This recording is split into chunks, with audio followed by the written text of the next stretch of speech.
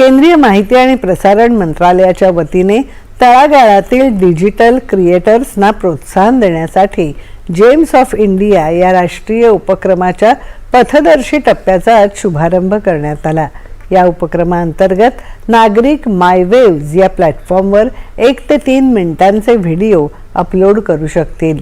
त्यासाठी 1 ऑगस्ट ते 31 ऑगस्ट या कालावधीत प्रवेशिका स्वीकारल्या जातील अशी माहिती मंत्रालयाकडून देण्यात आली।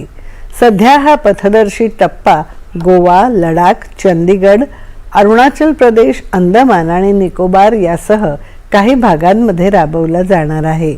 या स्पर्धेतील उत्कृष्ट व्हिडिओंची निवड प्रशासकीय समितीद्वारे केली जाईल।